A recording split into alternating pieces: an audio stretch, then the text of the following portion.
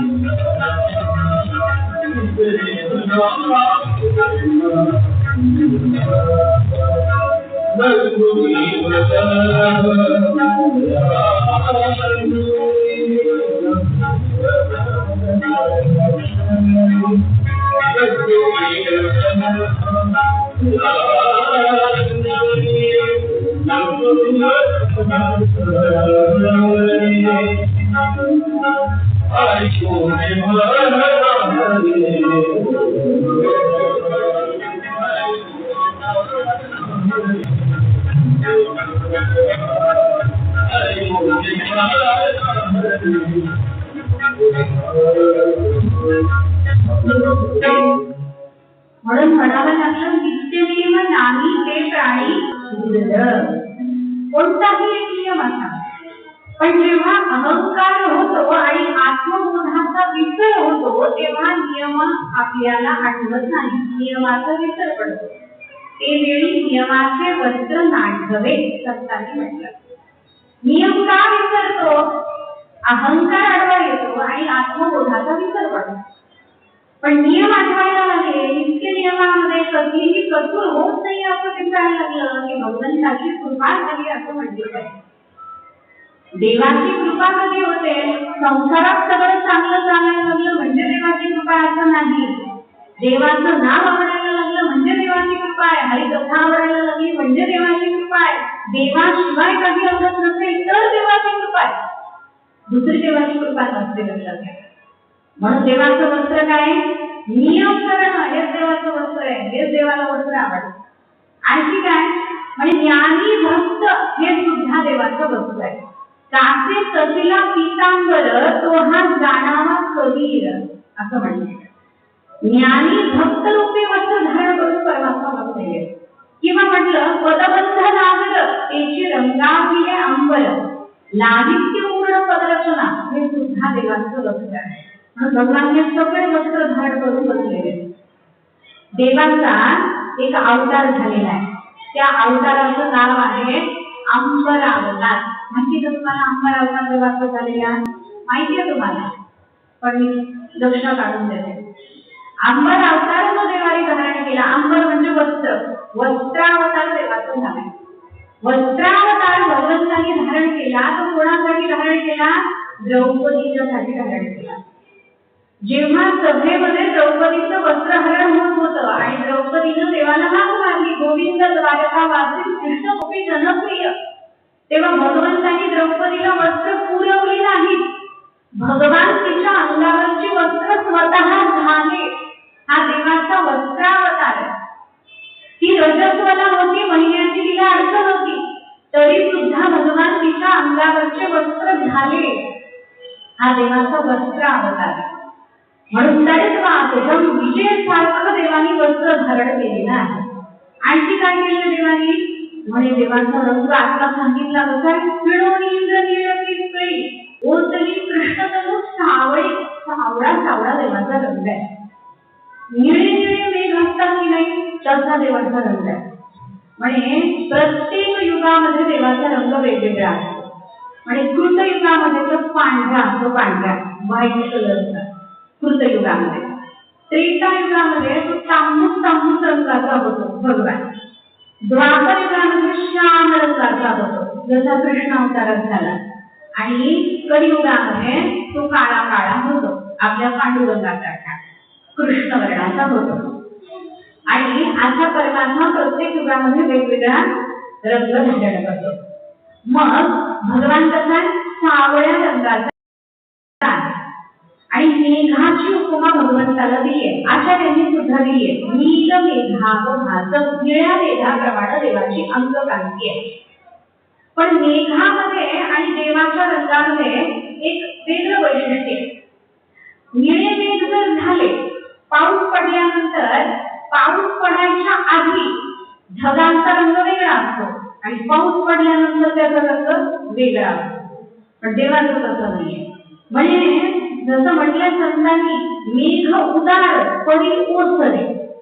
मेघ उदार आहे पण तो ओसरून जातो. पण परमात्मा रूपी जो मेघ आहे तो असा आहे की तो कधी ओसरत नाही. त्याची कृपा जरी वाहत राहिली तरी त्याच्या कृपेमध्ये कधी कमतरता येत नाही.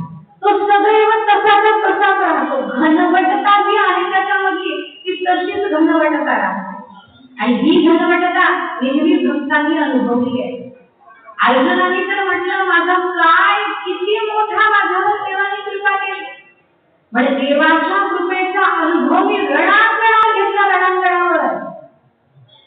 एक लक्षात घ्या, जेव्हा अर्जुनाच्या रथावर अर्जुन चढत होता, मी नेहमी सांगत असते की भगवान मांडी पुढे करायचे, अर्जुन मांडीवर पाय द्यायचा देवाच्या आणि जोड्यासकट पाय द्यायचा. आता तो रणांगणावर चाललाय म्हणजे काय? देवाला चाललेला नाहीये दर्शनाला की पायात जाईल घालता जाईल.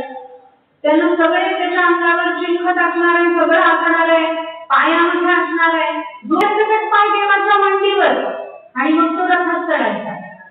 बरं, आता रथामध्ये चढल्यानंतर भगवान समोर आहे, रथ चालवत आहे, अर्जुन पाठीमागे आहे. मग तिथं काय असं म्हणता येणार नाही, चला लेफ्टला चला, राईटला चला, असं इकडे चला तिकडे चला असं म्हणता येणार नाही अर्जुनाला. एवढ्या गोंधळात ऐकू येणार नाही कुठं जायचंय, काही म्हणता येणार नाही, सांगता येणार नाही, ऐकू येणार नाही. मग कसं करायचं? आमचे गुरुजी सांगायचे, अर्जुन पायानं उडवायचा देवाला. लेफ्टला चालायचं म्हणलं तर पाय लेफ्टला लावायचा, डाव्या बाजूला. डाव्या खांद्याला पाय लावला की देवाने ओळखायचं डाव्या बाजूला राहून द्यायचंय. उजव्या खांद्याला पाय लावला तर ओळखायचं देवाने उजव्या बाजूला राहून द्यायचंय. आता कोण असा विचार करा, आपण ड्रायव्हर ठेवला, विचार करा, ड्रायव्हर ठेवला आपण आणि मागं बसून त्याच्या खांद्याला पाय लावून सांगायला लागलो आपण फोनवर बोलत बोलत, कसं करेल तो? तुमची गाडी तुम्हाला लग्नापासून हे घ्या तुमची चावी, निघालो मी राम कृष्ण हरी, चार पाच ऐकून जाईल पुन्हा जाईल नाही. कोणाचं एवढं कोण करेल एवढं प्रेम, पण जगाचा मालक अनंत कोटी ब्रह्मांडाचा नायक. पण अर्जुनाने पाय लावल्याबरोबर भगवान म्हणाले ठीक आहे अर्जुना, डाव्या बाजूला घ्यायचंय ना डाव्या बाजूला, उजव्या बाजूला घ्यायचंय ना उजव्या बाजूला. एवढं सगळं झाल्यानंतर पुन्हा सगळं युद्ध वगैरे झालं, संध्याकाळी विश्राम झाला युद्धाचा. अर्जुनाला कक्षामध्ये घेऊन जायचं, रथाचे घोडे सोडायचे, त्यांना जखमा झाल्या असतील तर त्या स्वतःच्या हाताने नीट करायच्या. अर्जुनाच्या रथाचं सामर्थ्य आहेच आहे, अर्जुनाचं भाग्य आहेच आहे, पण अर्जुनाच्या रथाच्या अश्वाचं सुद्धा किती भाग्य बघा ना. म्हणून म्हटलं तुकोबरायांनी, अहोजी महाराज तुमच्या द्वारीचा उतरा. अहो श्वान व्हायचं आपलं ना तरी संतांच्या घरचं व्हावं, कधी देवाचा हात लागेल सांगता येत नाही. अर्जुनाच्या रथाच्या घोड्याचं सुद्धा किती भाग्य, देवाने त्यांच्या जखमा नीट कराव्या.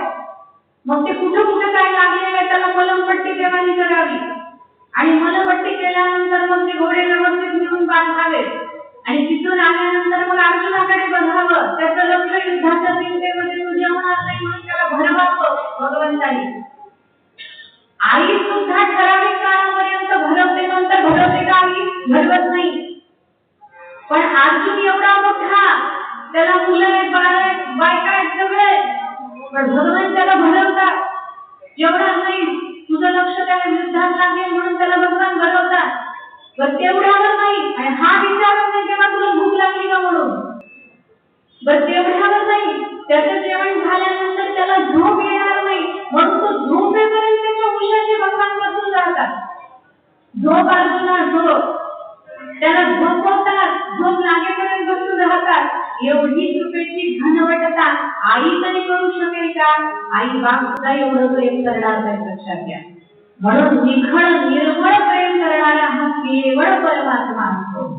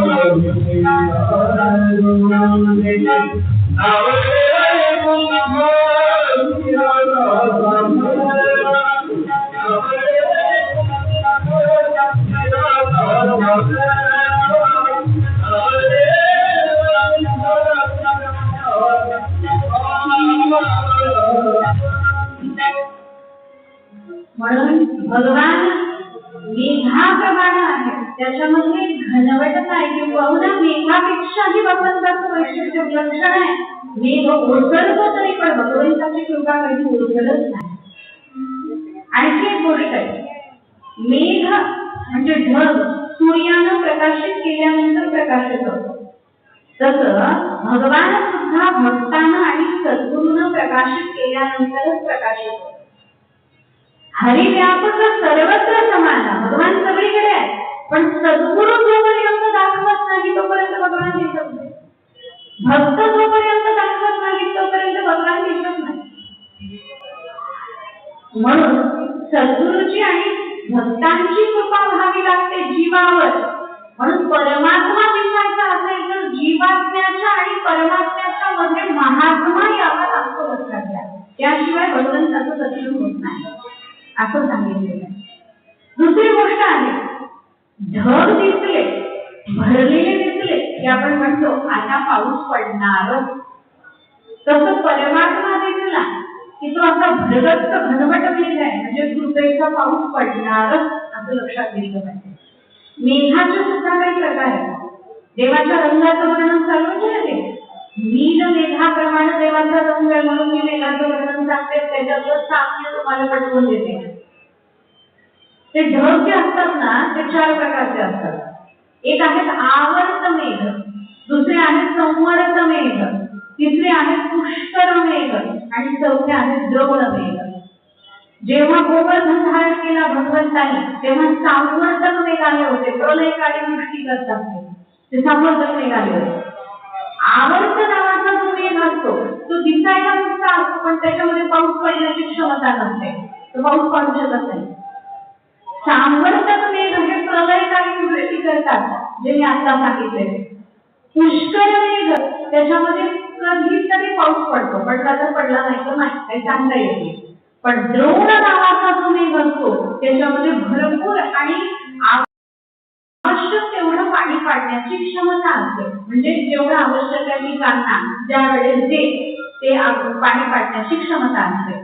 मग या 4 मेघापैकी कोणती उपमा भगवंताला दिली? म्हणजे द्रोण नावाचा जो मेघ आहे तशा प्रकारचा रंग भगवंताचा आहे.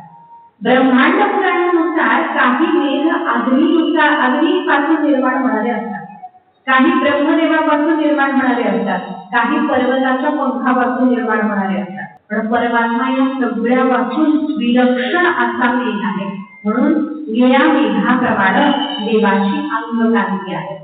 देवाचा रंग कसा आहे? म्हणे चित्प्रकाश. कसा देवाचा रंग आहे? म्हणे वर्णन करताना म्हणले कोटी चंद्र एका वेळेस उदयाला आल्यानंतर जसा प्रकाश पडेल. पौर्णिमा असल्यानंतर कसा प्रकाश पडतो चंद्राचा? किती सुंदर. कोजागिरीची पौर्णिमा असताना कसा सुंदर पडतो. पौर्णिमेच्या दिवशी त्याची कोजागिरीची पौर्णिमा, शरद पौर्णिमा, सुंदर प्रकाश पडतो. असे कोट्यावधी चंद्र जर उदयाला आले तर कसा प्रकाश पडेल? तसा प्रकाश भगवान प्रगट झाल्यानंतर पडतो. तुझी एक घडी कोटी चंद्र प्रकाश.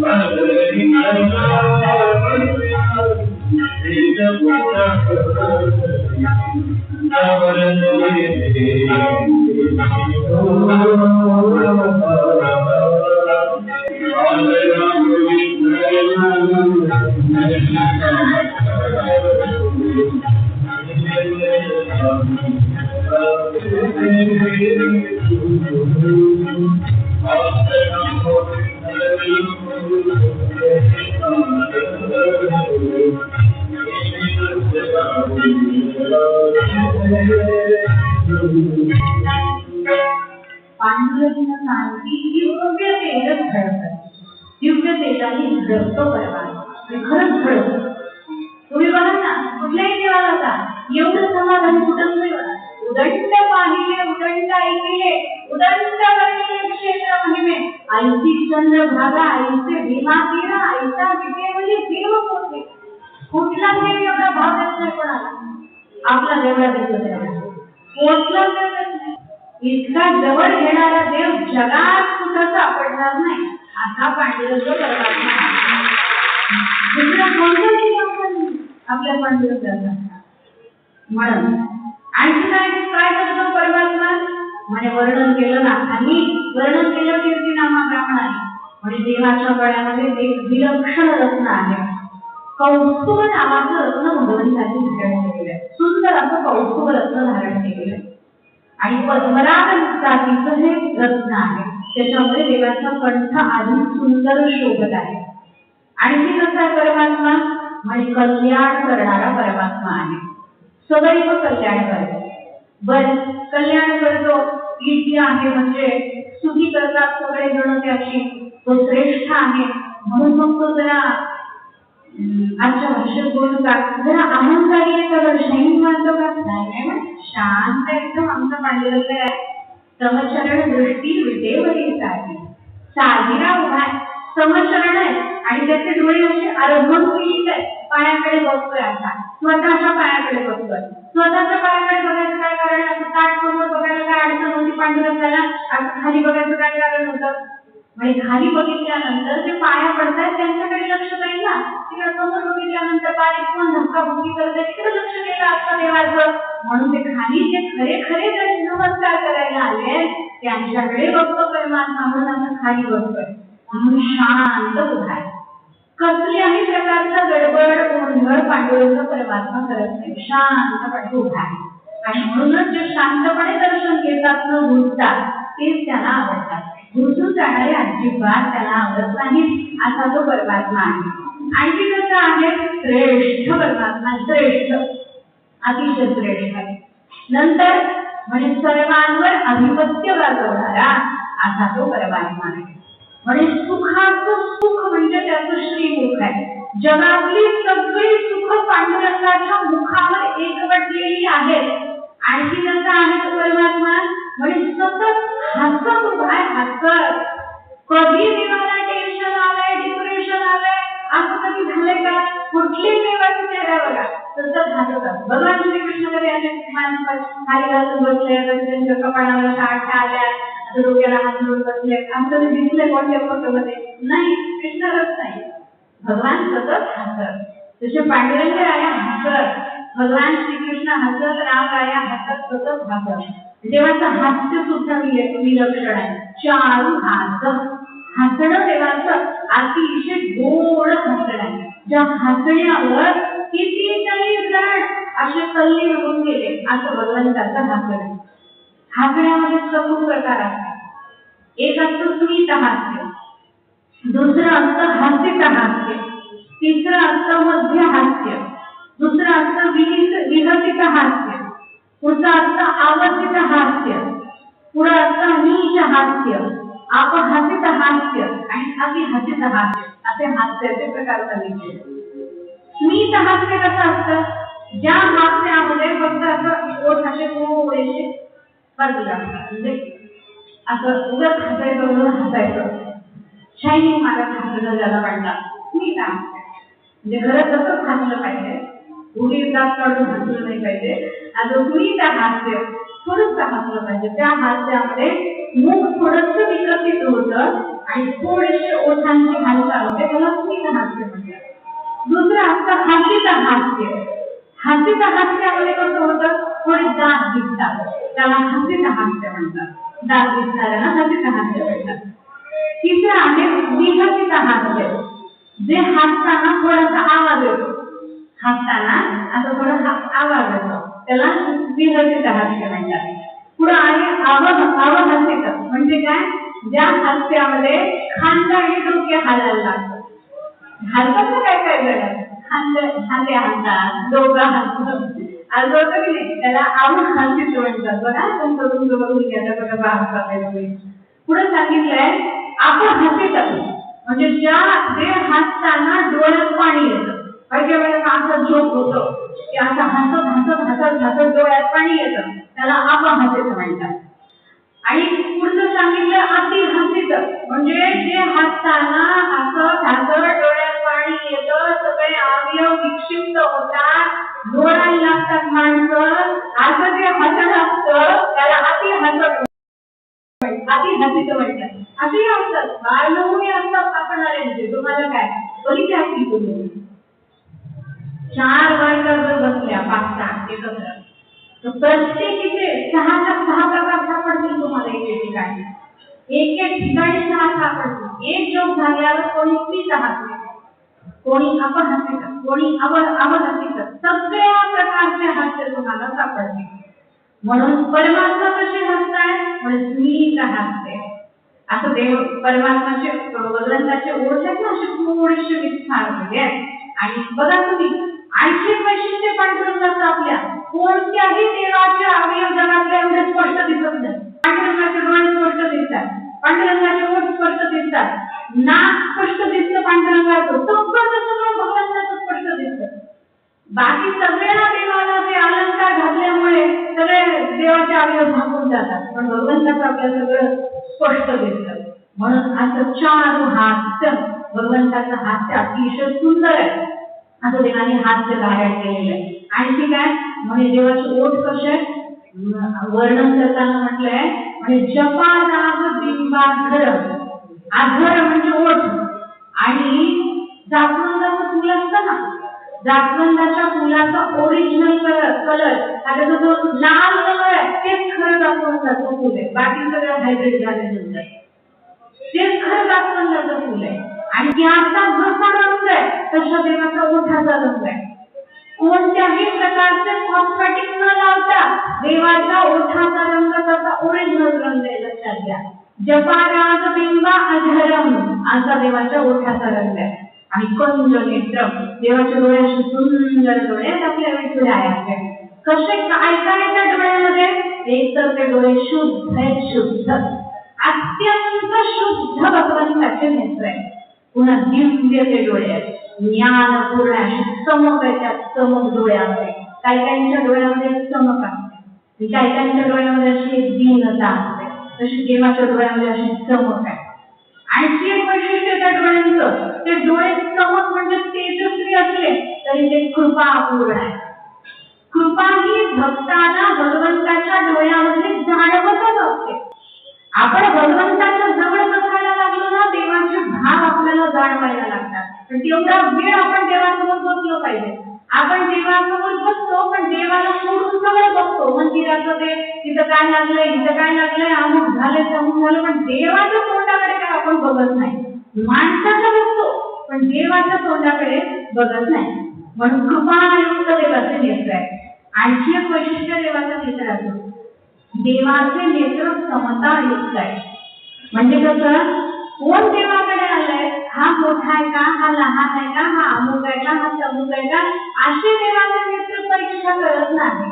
फक्त हा माझा आहे एवढंच देवाला कळतं, बाकी देवाला काही कळत नाही. म्हणून समतायुक्त नेत्र देवाचे, शिवत्व देणारे देवाचे नेत्र आहे, म्हणजे कल्याण करणारे देवाचे नेत्र आहे. आणि विशाल विशाल, विशाल म्हणजे व्यापक दृष्टिकोन आहे देवाचा, संकुचित दृष्टिकोन नाहीये देवाचा. म्हणून शुद्ध आहे, दिव्य आहे, ज्ञानपूर्ण आहे, तेजस्वी आहे, समतायुक्त आहे, शिवत्व देणारे आणि विशाल आहे, असे कंज नेत्र भगवंतांनी नेत्र धारण केलेले. आणखी म्हणजे देवाचं काय वर्णन करावं, सुंदर असा मुकुट देवाने धारण केलेला आहे.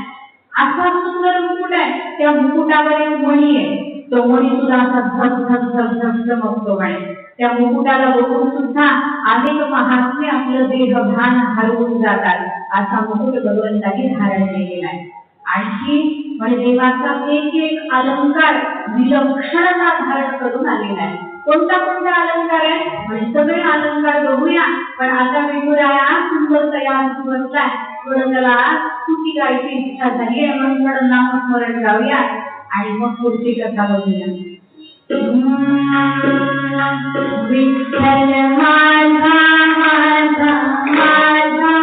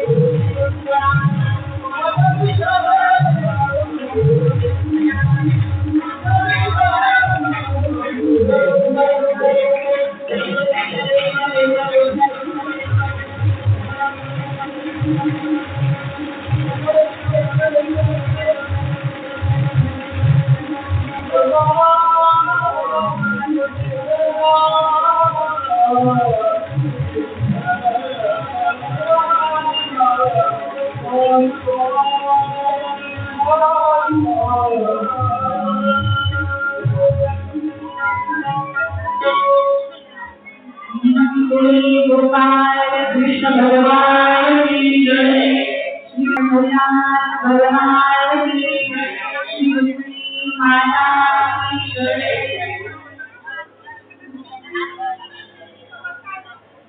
कीर्तिनामाप्रमाणे भगवंताचं वर्णन करतात तर भगवान चार भाग घेतला आहे। सुंदर भाष्य भगवंताचं आहे। भगवंतांनी अनुकूल असे वर्णन केले आणि सोहम या शब्दाचं उच्चारण करणारे मुकुल भगवंताच्या पायामध्ये पंढर भगवंताच्या पायामध्ये सुंदर भगवंतांनी धारण केलेले आहे। देहाला भगवंताच्या भगवंतांनी धारण केलेले आहे। देवाची नाभी कशी आहे, देवही कशी आहे, म्हणजे ब्रह्मदेवाचं जन्मस्थान म्हणजे भगवंताची नाभी।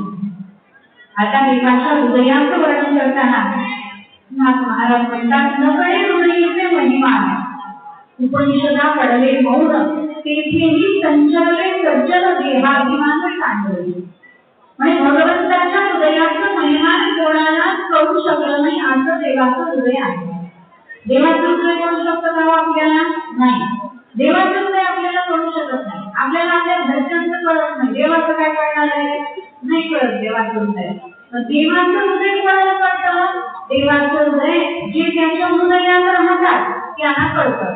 मग त्याच्या हृदयामध्ये कोण राहतात? त्याच्या हृदयामध्ये संत राहतात। म्हणून त्या संतांना कळतं की देवाचं हृदय कसं आहे। मग तिथं कोण संचरले? म्हणजे सज्जन संत संचरले। मग देवाच्या हृदयामध्ये जाण्याचं काही रस्ता असेल ना, काही एंट्री पास वगैरे काही असेल ना देवाच्या हृदयामध्ये जाण्याचा? आणि आम्हाला देवाच्या हृदयामध्ये त्याला जाता येतं। कसं नाथांची सिक्रेट सांगितलं देवाच्या हृदयात जाण्याचं? म्हणजे देवाच्या हृदयामध्ये तेव्हाच जाता येतं जेव्हा देहाभिमान बलित होतो, देहाभिमान सांडवली, देहाभिमान निरसला की देवाच्या हृदयामध्ये जाता येतं। आणि आपल्याकडे काय तो देहाभिमान बाळसेदार म्हणून बसलेला आहे। असं त्याला बाळच आलेलं देहाभिमानाला आपल्याला। कोणी आपलं रागामध्ये बघितलं ना, त्याच्या विचाराच्या मनात काही रस्त्याने काढलेला असतो, त्याला त्याची बाईक भांडलेली असते किंवा तिचा नवरा तिला भांडलेला असतो, तर त्याच्या मनात शिव्या देत असते आणि ते तिकडे बघत बघत ते आपल्याला किती नजर जाते। आपल्याला वाटतं की आपल्याला खूप तिथं वापरून केलं तिला आपल्याला बघितलेलं नसतं, काही नसतं, पण आपल्याला कसं वाटतं? म्हणजे आपल्याला दुसऱ्यांनी नुसतं ते रूप बघितलेलं नुसतं सहज होत नाही, कसता देहाभिमानाचा बाळसेदा आपल्याला आपला वर्णन असं आलं एका ठिकाणी। एक भक्त होते, एका भक्ताला ते फार विद्वान आणि भक्त सुद्धा, फार विनम्र आणि फार विद्वान, दोन्ही त्यांचे वैशिष्ट्य होतं। आणि मग सगळ्या बाकीच्यांनी ठरवलं याची सभेत प्रसिद्धी करायची नाही आणि सगळ्यांनी म्हणून त्यांना आमंत्रण दिलं, स्टेजवर बोलवलं व्यासपीठावर आणि सगळ्यांनी मिळून त्यांना चपलांचा हार घालायला लागला। सगळ्यांनी मिळून आता सगळी सभा भरलेली असतं आणि त्या सभेमध्ये त्यांना स्वप्नांचा हार घातला. हार घातल्यानंतर किती वाईट वाटलं पाहिजे, किती दुःख झालं पाहिजे. आणि त्यांनी त्या स्वप्नांचा हार जेव्हा त्यांना घातला त्यांनी सगळ्यांना नमस्कार केला आणि नमस्कार करून त्यांनी माईक हातात घेऊन सांगितलं, म्हणजे कोणी कर्माचा अवलंब करतात, कोणी ज्ञानाचा अवलंब करतात, पण मी किती भाग्यवान आहे, तुमच्या चरण पादुकांचा अवलंब मी करतो, मी धन्य धन्य झालो, तुम्ही सगळ्या भक्तांनी मला तुमच्या चरण पादुकांचा तरी अधिकारी समजलं की कदाचित हा विमान कधी झाला असा विचार करा. नुसतं कोणी काही म्हटलं तरी आपल्याला किती राग येतो. जोडीचे टाकणाऱ्यांसाठी सुद्धा जे घरांची व्यंकटी सांडवलया तर रविवार भुक्ता परस्परे गडू मैत्री वाटते असं म्हणून जगाला ज्ञानेश्वरी केलं सोपी गोष्ट आहे का? सोपी गोष्ट नाही. म्हणून कसा देहाभिमांतरित झाला असेल म्हणून यासाठी म्हटलं देवाच्या हृदयामध्ये काय चालू आहे हे कोणाला कळतं? हे देहाभिमान रहित झालेल्यालाच कळतं आणि त्याला स्थान मिळतं. देवाच्या छातीवर एक पदप्रमाणे त्या पदकाचं नाव आहे हृदय मोहन आणि त्या हृदय मोहन पदकामध्ये देवाने सिक्रेट ठेवलेलं आहे. राधेचं नाव ठेवलेलं आहे. रुक्मिणीला दाखवत नाही, ते कोणाला दाखवत नाही. ते आपले सगळे नियम आहेत. ज्या ज्या ऋतूमध्ये जे जे फळ येतं ते देवाला समर्पित करणं हा नियम आहे सेवेचा. लक्षात घ्या. आपल्याला जे सामर्थ्य असेल ते सामर्थ्यानुसार भगवंताची सेवा करणं सेवेचा नियम आहे. हे सगळे नियम धारण करून भगवंताची सेवा केली पाहिजे. म्हणून तो अर्चा विग्रह रुक्मिणी मातेला मिळाला आणि मग सेवा केली, सेवा सुरू केली रुक्मिणी मातेने. आणि मग एक भाव निर्माण व्हायला लागला. कधी कधी कृष्ण वर्ण वाचायची ग्रंथानंतर आणि मग स्तंभ निर्माण व्हायचा. अंगामध्ये एकदम स्तंभावच्या निर्माण व्हायची, स्तब्ध व्हायची. कधी कधी असं होतं पोथी वाचता वाचता न घालता येतं, न बोलता येतं, न शब्द फुटतात, काहीच होत नाही. असं एकदम स्तंभावस्था होते. असं होतं. कधी कधी घाम रुक्मिणी मातेला यायचा, वेग निर्माण व्हायचा. कधी कधी रोमांच उभे राहायचे. आपल्यालाही होतात सगळं काय अंगावर काटा येतो. शास्त्रीचं त्याचं लक्षण आहे. अंगावर जर काटा येत असेल तर भगवंताची कृपा असं समजावं. देवाची कथा ऐकताना अंगावर काटा येत असेल खूप चांगली गोष्ट आहे. पण लगेच सगळ्यांना सांगू नये आमच्या अंगावर काटा येतो बरं, कथा ऐकताना अंगावर काटा येतो, काटा देव काटा काढतो लक्षात घ्या, तसं बोलू नये. म्हणून अंगावर काटा येत असेल, रोमांच येत असतील तर चांगली गोष्ट आहे. स्मरण घे. कधी कधी वाणी भगवंताचं नाव घेताना वाणी अशी सदगदित होते, शब्द फुटत नाही.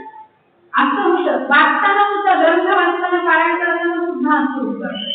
एखादा करुण प्रसंग आला तर तोंडाचा शब्द फुटत नाही, आपोआप डोळ्यातून अश्रू येतात. अशी स्थिती होते. कंप निर्माण होतो, शरीर असं कापायला लागतं. हे सुद्धा चांगलं लक्षण आहे. पण ते भक्तीमध्ये होत असेल तर बरं. नाही तुम्ही भांडण झालंय, भांडा शरीर असं कापायला लागलंय नवऱ्याशी, असं होताना ते काही चांगलं लक्षण नाहीये. भक्तीमध्ये होत असेल तर चांगलं आहे, वैमध्ये नाही. देवाची एवढी आठवण आली की देवाशिवाय काही नको वाटायला लागलं. आणि रंगाचा पांढरा पडला, पांडुरंगासारखा रंग झाला. कृष्ण चिंतन करता करता श्याम रंग झाला, पांडुरंगाचं चिंतन करता करता पांढरा रंग झाला, पांढरा रंग झाला, वैवरणी अवस्था निर्माण झाली. देवाकडे नुसतं बघितलं, कधी कधी उगीच काहीच झालेलं नसतं, भगवंताकडे बघितलं आश्रय यायला लागले, देवाची आठवण यायला लागली. असं जर झालं तर भक्तीचं चांगलं लक्षण आहे. सुख दुःखाची अशी काही अवस्था निर्माण झालेली नसताना सुद्धा भगवंताच्या कारुण्याची आठवण आली, भगवंताच्या भक्तवत्सलतेची आठवण आली आणि एक विठ्ठलाची खरा असं वाटायला लागलं. खूप चांगली अवस्था आहे या अंतःकरणाची. म्हणून रुक्मिणी मातेला हे सगळे भाव निर्माण झाले. आता सगळं जग नश्वर वाटायला लागलं. आता नावडे जन माता पिता अशी अवस्था निर्माण झाली. आता दुसरं काही सांगत नव्हतं. आधी सख्यांबरोबर बसायची, आता सख्या सुटून गेल्या. आधी आई वडिलांबरोबर बसायची, आई वडील सुटून गेले. आता तिकडे बसा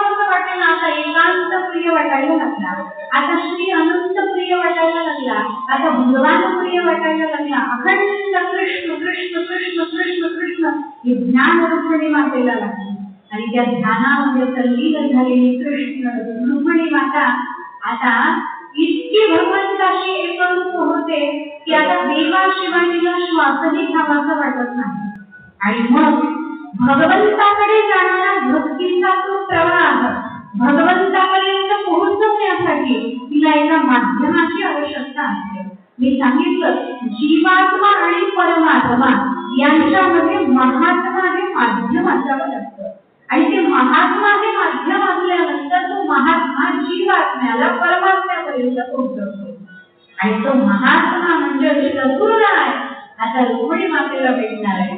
आणि रुक्मिणी मातेचं ते जी हृदयाची अवस्था आहे, अंतःकरणाची अवस्था आहे, ती अंतःकरणाची अवस्था उज्ज्वल होणार आहे. आणि त्या उज्ज्वल अवस्थेचं वर्णन भगवंतापर्यंत जाणार आहे. पत्राच्या माध्यमातून जाणार आहे, भक्तीच्या माध्यमातून जाणार आहे, वैराग्याच्या माध्यमातून जाणार आहे. ते कसं जाणार आहे याचं चिंतन आपल्याला करायचंय. ते आपण उद्याच्या कथेमध्ये करणार आहोत. उद्या आणखी जी रुक्मिणी मातेची अवस्था, भक्ताचे भाव, भक्तीच्या अवस्था आणि रुक्मिणी मातेच्या पत्राचं चिंतन आपण करणार आहोत. आजची झालेली सेवा पांडुरंग राष्ट्र सेवेची समर्पित करते आणि यानंतर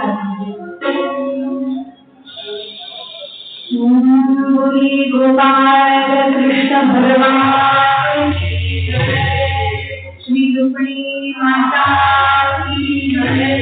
कुंडली श्री